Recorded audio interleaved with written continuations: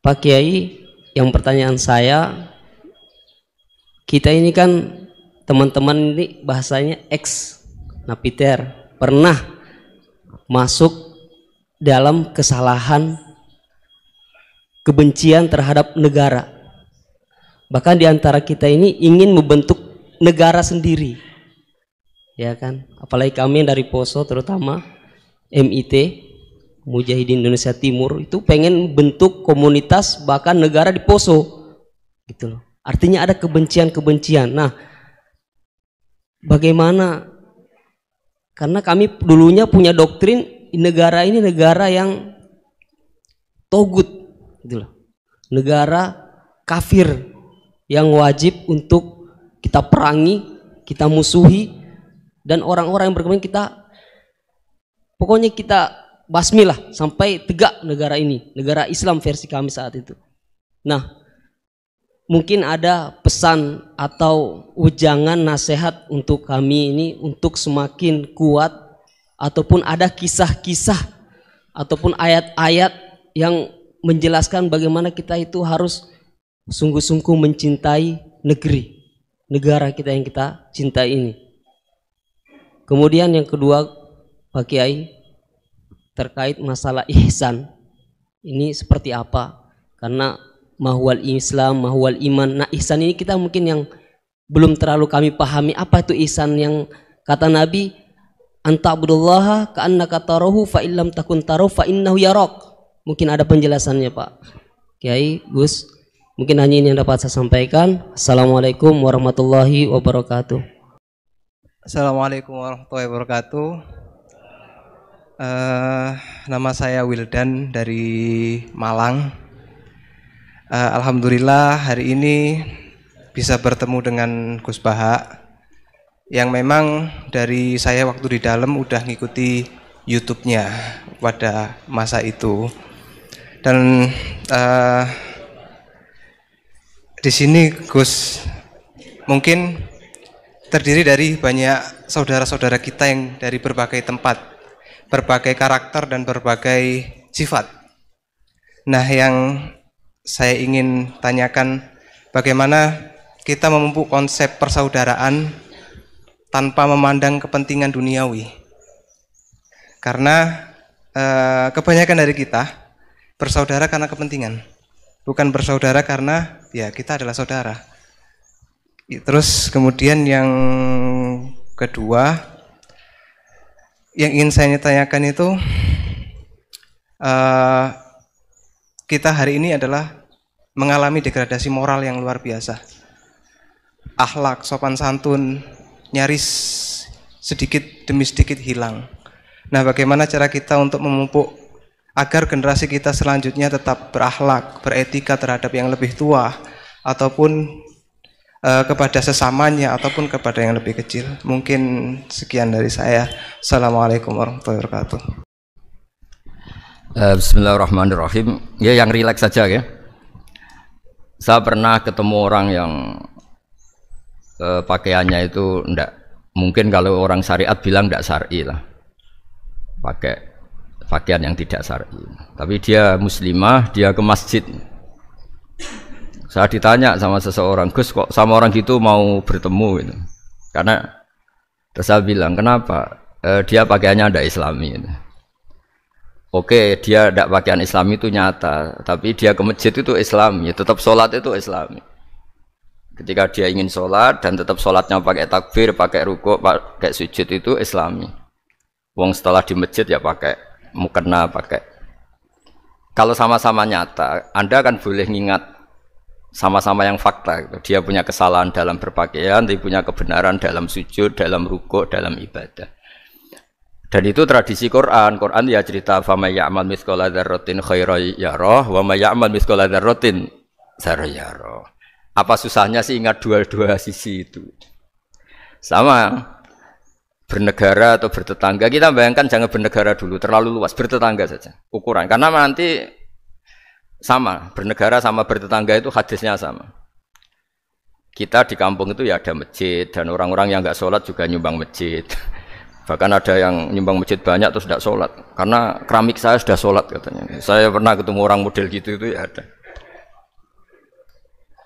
Jadi, tapi ada juga yang sholat terus tapi nggak pernah nyumbang masjid. Ya orang banyak. Intinya itu Allah itu punya tradisi, punya sunnatullah. Kebaikan ya dihitung, kejelekan juga dihitung. Dulu ketika Rasulullah SAW hidup bersama komunitas yang majmu', itu sebetulnya permintaannya Nabi, jangan halangi kami saat mau beribadah. Dulu sampai perang karena mereka menghalangi. Sebenarnya problem mereka wa yasudduna an sabilillah, menghalangi. Sebenarnya kalau dulu saling toleransi ya enggak ada masalah. Artinya ketika Anda ingin sholat di Indonesia agak dihalangi, ingin pengajian enggak dihalangi, sebenarnya ini enggak ada masalah. Ya, soal ada kebaikan, ada keburukan ya mulai Nabi Adam sampai sekarang sampai kiamat. Itu cara pandang. Jadi cara pandang kita terhadap orang lain itu harus hal-hal yang nyata. Kalau kesalahan mereka nyata, kebaikan mereka juga nyata. Kenapa kita hanya ingat sisi yang jelek, tidak ingat sisi yang baik? Saya sering cerita ke santri-santri saya, setiap saya pengajian diundang orang di mana-mana itu saya mesti istighfar. Karena nggak ada pilihan. Saat saya datang ke pengajian di Sulawesi misalnya, saya tinggal ngaji di sini. Saat saya ngaji di sini, ninggal undangan yang di sana. Hidup itu tidak banyak pilihan, meninggalkan kebaikan, melakukan kebaikan. Artinya gini, dalam kebaikan saja ada kebaikan yang ditinggalkan. Apalagi dalam kejelekan. Makanya di sini ada pepatah terkenal dalam ilmu tasawuf itu. Wastighfaruna yahtaju ilal istighfar. Saat Anda baik saja butuh istighfar. Bapak saya kalau guyon gini, Mas Sofyan. Ada imam istiqomah jadi imam masjid sampai tua sampai batuk-batuk. Itu bagus istiqomah. Tapi itu masalah kata bapak. Akhirnya enggak kaderisasi katanya. Itu istiqomah apa enggak mau diganti orang lain katanya. Ada kiai dai di mana-mana. Itu mesti orang muji, oh itu dai di mana-mana, laris enggak pernah di rumah. Pondoknya pasti bubar itu karena ditinggal.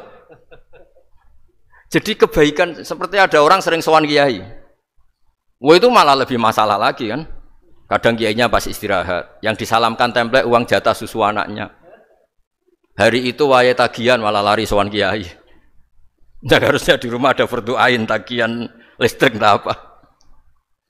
Jadi makanya di hikam itu terkenal kata-kata manusia itu siapa? Manusia itu mangkanat mahasinuhu masawiyah fakai falatakunu masawihi masawiyah. Manusia itu orang ketika baik saja salah, apalagi pas salah. Coba saya misalnya pidato begini, di atas panggung saya orang alim pidato nasihati orang. Di saat yang sama seperti yang tanya Mas Wildan tadi, ada agak sopannya. Di situ ada mungkin orang yang lebih sepuh dibanding saya. Masa lebih muda kok di atas? Yang di bawah lebih tua. Ada agak sopannya. Mau enggak pidato disuruh, mau di atas disuruh, enggak sopan sama yang. Tapi misalnya yang paling sepuh pidato enggak pernah ngaji kok pidato terus gimana? Artinya ketika kita baik saja ada salahnya, apalagi pas salah.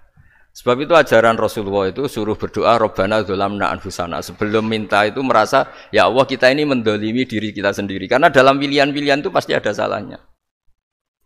Coba misalnya Anda bangun masjid habis 2 miliar. Yang harusnya 1 miliar sudah jadi. Terus nanti suatu saat ketemu Allah ditanya. Itu ada orang miskin, fakir miskin, yatim. Andai kan kamu sumbang 1 miliar itu sejahtera semua. Gara-gara kamu bangun masjid terlalu mewah. Ya tapi kadang-kadang orang kebaikannya itu orientasinya bangun masjid, gak tertarik nyumbang fakir. Saat itu cara berpikir gitu mau apa? Tapi kalau dia mau luhur manusia terbaik karena bangun masjid 2 miliar, coba diaudit secara kepentingan syar'i. Penting mana dengan ngasih makan fakir miskin? Penting mana dengan menikahkan janda misalnya? Penting mana dengan pendidikan? Apa artinya masjid mewah orang nggak tahu halal haram, nggak tahu najis, nggak tahu cara sesuci, nggak tahu cara adzan yang benar. Terus penting mana untuk beli kitab sama dipakai masjid? Apa artinya beli kitab apa tapi nggak makan? Penting mana makan sama beli kitab? Ada auditnya. Makanya manusia itu ketika baik pun disuruh istighfar, apalagi ketika salah. Nah dengan perasaan seperti itu kebencian pada orang lain luluh karena potensi baik pada orang lain ternyata tinggi dan potensi salah ke kita juga tinggi. Nah dilatih gitu. Jadi di Ihya itu ada kitab tawaduk. Kitab tawaduk itu dilatih. Ketemu orang tua. Huwa aksaru ibadatan. Dia mesti ibadahnya lebih banyak karena lebih tua timbang saya. Pasti sholatnya lebih lama timbang saya. Ketika Anda sudah tua melihat anak-anak, Huwa aqallu minni maksiatan. Mesti maksiatnya tidak banyak karena masih kecil. Terus ketika melihat orang fasik maksiat, la'alla wa yatubu alaih fa inna wa tawwabur rahim. Mungkin Allah memberi tobat, bisa saja. Umar itu ingin bunuh Nabi, tapi Allah memberi tobat. Yang sowan kiai saja tidak mesti dapat tobat. Umar ingin bunuh Nabi, tapi Allah memberi tobat. Akhirnya ya tobat jadi Islam yang baik. Dalam sejarah Wali Songo, Kalijogo sowan Sunan Bonang itu ingin garong, tapi malah jadi muridnya jadi wali. Kalau Allah sudah menghendaki tidak ada ya. Perang Uhud orang Islam kalah itu karena panglimanya siapa? Khalid bin Walid. Tapi dia malah yang dapat hidayah. Nah, sama orang yang sekarang Anda benci bisa saja Allah merencanakan ada apa? Hidayah di situ. Dan kita yang merasa benar jangan saja ada rencana Allah bikin kita su'ul khotimah. Na'udzubillah min dzalik, kan tidak pernah tahu. Nah, dari tidak pernah tahu itu orang diusahakan tawadhu. Wa ma adri ma yuf'alu bi wala bikum. Kita tidak pernah tahu. Makanya meskipun saya ini kiai terus kata orang banyak itu ketok. Kalau istighfar ya nangis betul ya. Cuma kan nggak perlu di depan umum. Nanti ada penampilan kan ribet kan nanti. Sudah nangis nggak ikhlas, nggak mutu. Ya gitu ya. Yang Mas Wildan tadi apa pertanyaannya diulang? Selain masalah akhlak tadi.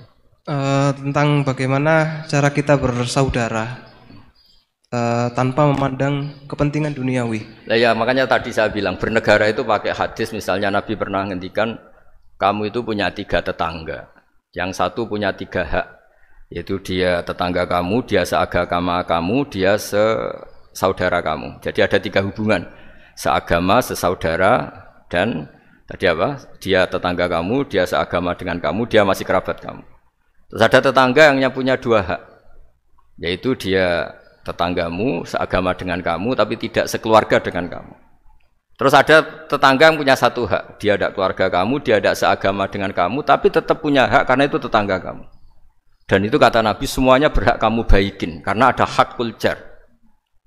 Makanya dulu doa ada bil kubri itu ceritanya sederhana. Ada seorang perempuan Yahudiyah, sowan Sayyidah Aisyah. Kalau sowan ya dikasih uang sama Sayyidah Aisyah. Padahal Yahudiyah. Ketika dikasih uang, terus si Yahudiyah tadi, semoga engkau diselamatkan dari siksa kubur. Zaman itu Sayyidah Aisyah belum dengar hadis tentang siksa kubur. Setelah Rasulullah datang, saya tadi diminta didoain, ya saya terima karena saya enggak percaya. Terus Nabi ngendikan itu benar adanya siksa kubur. Ketika komunitas Yahudi di Madinah itu puasa Asyura, Nabi coba tanyakan mereka, kenapa puasa Asyura? Padahal orang Yahudi. Oh, terus setelah ditanya, yaumun najjawahu fihi Musa, itu hari di mana Allah menyelamatkan Nabi Musa, kata orang Yahudi. Terus kata Rasulullah, nahnu ahaqqu bi Musa, saya juga berhak menghormati Musa. Kemudian Nabi puasa. Suatu saat lagi ada orang Yahudi datang, ya Rasulullah, ya Muhammad, manggilnya ya Abul Qasim karena orang Yahudi. Ya Abul Qasim, nanti nasib langit bumi ini di mana? Manusia yang sudah mati-mati di mana ketika bumi dihancurkan? Mayat-mayat yang sudah di kuburan di mana? Terus orang Yahudi tadi bilang, inna woha wadu as-samawati ala dzih wal arodina ala dzih. Soalnya Allah itu bisa saja mengelola langit bumi yang sudah hancur gini-gini. Nabi itu tertawa-tawa. Dalam sebuah riwayat disebut hatta badat nawajidu. Tertawanya Nabi itu lepas sampai giginya kelihatan. Kata rawinya tasdiqan liqaulil khabri, karena Nabi membenarkan orang Yahudi tadi. Jadi intinya dalam banyak hal itu ya dicari kesamaan. Makanya kalau interaksi dengan kelompok lain kata Nabi la tusaddiquhum wa la tukadzibuhum. Kamu jangan mengiyakan juga jangan menolak. Kamu tolak jangan-jangan pas yang sama dengan ajaran kita. Kamu benarkan jangan-jangan yang tidak sama. Ya sudah, kalau enggak sependapat ya jangan ngambil sikap. Nah, itu juga yang dipraktekkan Rasulullah SAW. Nabi yaqumu lailatan yuraddidu hadil ayat. Nabi pernah sholat 1 rakaat hanya ngulang 1 ayat. Itu aja agak selesai. Yaitu ngulang-ngulang ayat. Fa'aqulu kama qalal abdus sholeh in tu'adzibhum fa innahum ibaduk wa in taghfir lahum fa innaka antal azizul hakim. Pun Gusti kula nyerah. Semua ini hamba jenengan, monggo jenengan napakno sing duwe jenengan. Intinya itu ini wilayah jenengan, ndak wilayah saya. Nah, kadang-kadang kita sebagai manusia itu jumawa seakan-akan itu wilayah kita. Kita nyiksa terserah kita, mengampuni ya terserah kita. Padahal tidak milik kita. Dunia ini milik Allah Subhanahu wa ta'ala. Makanya yang terakhir saya ijazahkan ijazah bapak. Bapak saya itu orang hafal Quran, alim tapi lucu, senengannya guyon. Kalau ngajarkan saya tauhid, tasawuf itu gampang. Hak kamu punya tetangga, punya Innova. Terus kamu berpikir, kamu miskin berpikir, itu pajaknya aja berapa? Kalau apa itu bannya sudah halus, itu gantinya kayak apa? Kalau rusak kayak apa? Terus kata bapak, orang melok duwe kok mikir, udah ikut punya kok mikir. Terus coba kamu nggak ikut punya Alphard. Terus saya mikir, wah itu pajaknya berapa Pak Martinus, bisa dipakai beli motor kan? Pajaknya apa? Alphard ini. Oh nggak ikut punya kok. Nah, dunia itu rawekmu, mbok pikir lah apa ono sing duwe. Maksudnya itu, dunia itu milik Allah, apa kamu pikir itu milik yang punya gitu. Nah, itu yang dimaksud dalam ilmu tasawuf, da'it tadbir fama qoma bi ghairuk la tuqim bihi nafsak. Sudah kamu tidak usah ikut campur, itu wilayahnya Allah gitu. Karena wong nggak ikut punya kok ikut mikir. Anda benci orang, benci sekali karena dia tauhid misalnya. Jangan-jangan Allah punya rencana memberi hidayah dia. Atau Allah punya rencana dari dia keluar orang-orang Islam yang soleh. Makanya ketika Malakul Jibal, ya Rasulullah saya disuruh Allah, terserah engkau. In syi'ta an udbiko alaihim al-akhshaban. Kalau engkau mau orang-orang yang mendustakan kamu saya hancurkan. Apa jawabannya Nabi? La, jangan. Bal arju ayyukhrijawah min aslabihim ma ya'budu wa la yusyriku bihi syai'an, itu di Bukhari. Enggak, bisa saja sekarang dia kafir, anak turunnya jadi Islam. Dan betul. Abu Jahal punya anak Ikrimah. Abu Lahab punya anak Darro. Walid itu musuh besarnya Nabi, punya anak Khalid. Ya sudahlah, kita selalu berharap bahwa ini wilayahnya Allah. Sudah kita berharap. Agama ini bagi yang selalu punya harapan. Limangkan yarjuwoha. Orang yang selalu punya harapan. Kita berharap tambah hari tambah baik, tambah damai, tambah kondusif, tambah segalanya baik. Dan saya seperti ini juga ingin ikhlas dan akan selalu ikhlas. Ya saya sering bilang kalau pejabat mau sini itu sering tak ngel-ngel. Saya ini sudah ingin Indonesia itu baik itu tanpa diminta. Kalau diminta itu malah seakan-akan saya belum melakukan ini kan. Sudah saya lakukan kok baru diminta. Karena ini wilayah kita semua, artinya ingin baik itu keinginan kita semua. Status kita. Kata Sayyid Zabidi dalam kitab Ithaf, keinginan baik itu syakhsiyatuk wa haqiqatuk. Itu kamu sekali. Manusia itu kan kata Allah Ta'ala, saya pertama menciptakan manusia itu khunafa, orang yang berkeinginan baik. Baru digoda setan terus macam-macam. Jadi keinginan baik itu haqiqatuk wa syakhsiyatuk. Itu kamu sekali. Ingin baik itu kamu sekali. Itu status kamu katanya. Makanya orang preman kayak apa, mabuk kayak apa, ada orang kecelakaan, pikiran pertama itu nolong. Itu yang normal. Soal ada kasus pikiran pertama ngambil HP-nya itu 0,0%. Jadi pikiran pertama mesti nolong itu karena itu syakhsiyatuk wa haqiqatuk. Nggih ngoten mugi-mugi barokah sedanten. Assalamualaikum warahmatullahi wabarakatuh.